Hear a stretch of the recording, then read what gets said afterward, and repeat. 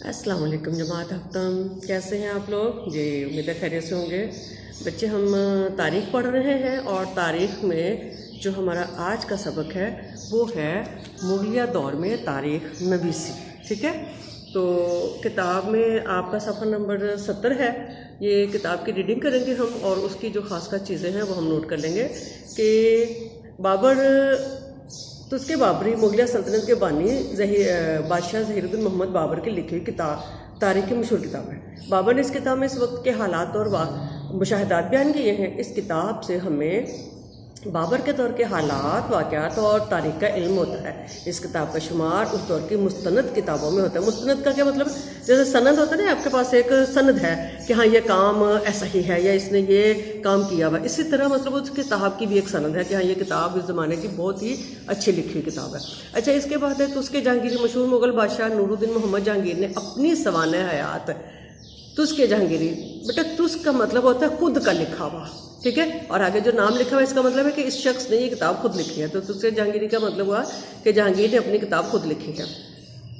तो उसके जहांगीरी के अनुमान से लिखी, जो इस वक्त की तारीख़ और हालात पर एक मुस्तनद किताब मानी जाती है। इसके अलावा दीगर मुग़ल बादशाह ने भी अपने वक्त की तारीख़ के बड़े अहतमाम से लिखवाए। जो खुद नहीं लिखते थे या जिन्होंने खुद नहीं लिखे, उन्होंने अपने वक्त के हालात जो है ना, उन्होंने दूसरे जो मौर्रिख होते हैं, जो तारीख़ लिखने वाले, उन्होंने अपने दरबार में रखे होते थे, उनसे लिखवाई हैं। जिसमें जो है तारीख़ की दिगर कुतुब में जो मुग़लिया दौर की दिगर तारीख़ की मशहूर कुतुब में हुमायूंनामा, अकबरनामा, बादशाहनामा वगैरह हैं। इन कुतुब में मुग़ल बादशाहों के दरबारों से मैदान जंग तक के हालात, वाक़यात दर्ज हैं। तारीख़ की इन कुतुब में बादशाह की निजी ज़िंदगी, दरबार में होने वाली रसूमात और दूसरे ममालिक के साथ ताल्लुकात वगैरह का जिक्र मिलता है। इन कुतुब में अवामी तर्ज़ अमल, इस वक्त के तमद्दनी हालात, मुल्क के जोग्राफी हालात, दरबारी उमरा, मनसबदारों वगैरह के मुतल्लिक़ भी मालूमात मिलती हैं। ठीक है बच्चों, तो अब हमने बोर्ड थोड़ा सा रेडी किया है। इसमें हमने आपको ख़ास जो है ना वो बातें जो है नोट करवा दी हैं। आपने इन चीज़ों को अच्छी तरह से नोट करना है। सबक को पूरे को आपने अच्छी तरह से पढ़ना है, सबक याद करना है और वीडियो को देख के इसको अच्छी तरह से समझना और फिर आपने अपनी बुकलेट पे के मुताबिक सवालों के जवाब अपनी कॉपीज़ पर लिखने हैं। अब जैसे हम तुस्के बाबरी का जिक्र करते हैं, तुस्के बाबरी यानी बाबर की खुद नोश्त है। खुद नोश्त भी खुद लिखी हुई किताब है। ठीक है, तुस्के बाबरी बाबर की किताब जो उसने खुद लिखी है। तुस्के बाबरी तुस्क किताब और तुस्के बाबरी बाबर की जो किताब है यानी बाबर की खुद नोश्त है जो बाबर ने खुद लिखी है।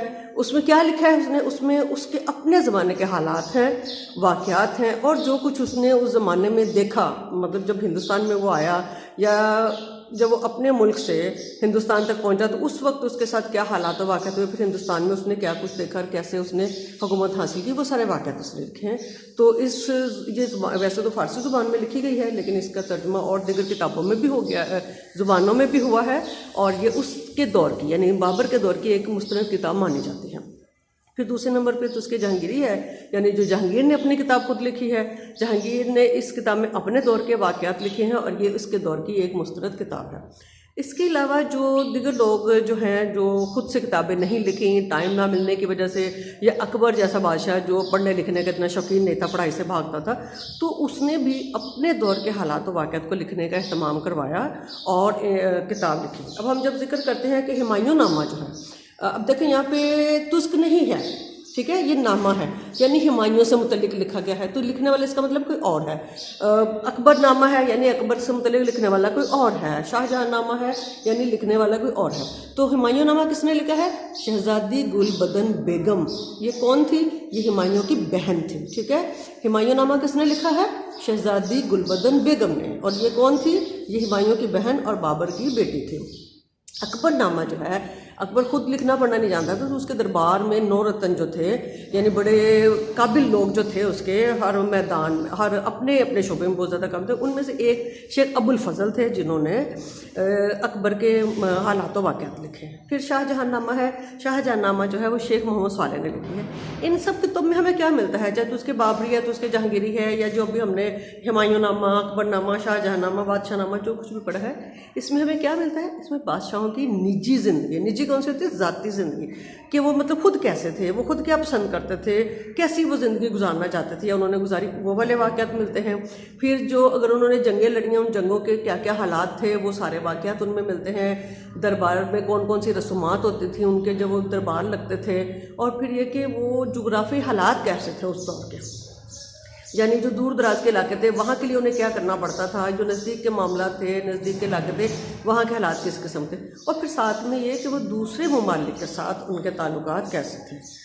अभी भी आपको पता है कि पड़ोसी मुल्कों के साथ किसी के साथ अच्छे ताल्लुकात हैं, जैसे हमारे चीन के साथ अच्छे ताल्लुकात हैं, लेकिन हिंदुस्तान के साथ हमारे अच्छे ताल्लुकात नहीं है, ये हमारा बिल्कुल पड़ोसी है। अमेरिका के साथ हमारे दो तरह के ताल्लुकात हैं, कभी अच्छे भी लगते हैं, कभी नहीं भी लगते हैं, मतलब की बात होती है। दूसरे ममालिक के साथ है, तो वो उस ज़माने में भी यही सब कुछ होता था कि किस तरह के जो है वो ताल्लुकात है। तो बच्चे, वीडियो आपके सामने है, आपको रीडिंग भी करके सुनाई गई है और आपको सब के अहम नकात जो हैं वो भी आपको बताए गए हैं। तो अब आपने वीडियो को अच्छी तरह से देखना है, सबक को बार बार पढ़िए। जब किसी सवाल की समझ नहीं आती तो दोबारा सबक को पढ़िए, दोबारा वीडियो को देखिए और फिर इन सब चीज़ों को अच्छी तरह से ज़हन नशीन कीजिए, याद कीजिए और इस पर अपनी किताब कॉपी पे काम कीजिए। ओके बच्चों, अल्लाह हाफिज़।